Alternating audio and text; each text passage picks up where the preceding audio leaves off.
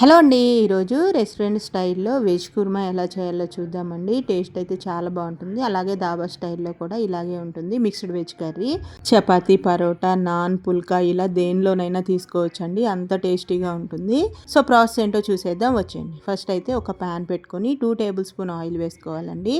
అందులోనే మసాలా దినుసులు వేసుకోవాలి. అవి కొంచెం ఫ్రై అయిన తర్వాత కట్ చేసి పెట్టుకున్న పచ్చిమిర్చి ముక్కలు, ఉల్లిపాయ ముక్కలు వేసుకోవాలండి. ఉల్లిపాయ మగ్గడానికి కొంచెం సాల్ట్ యాడ్ చేసుకుంటే ఉల్లిపాయ అనేది త్వరగా మగ్గుతుందండి.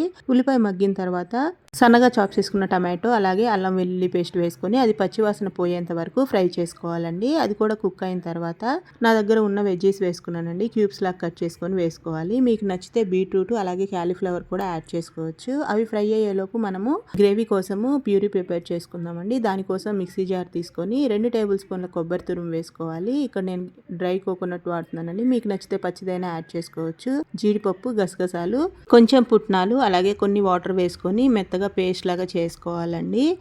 నెక్స్ట్ మనం కుక్ చేసుకుంటున్న వెజ్జీస్లో రెడ్ చిల్లీ పౌడర్, ధనియా పౌడర్, కొంచెం పసుపు, సాల్ట్, గరం మసాలా వేసుకొని బాగా మిక్స్ చేసుకోవాలండి.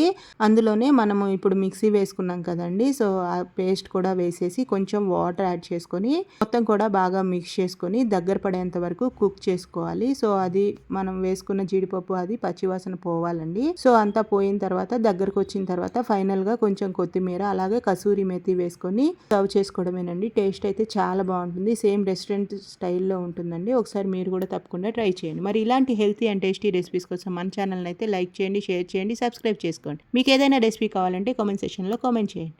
Thank you for watching.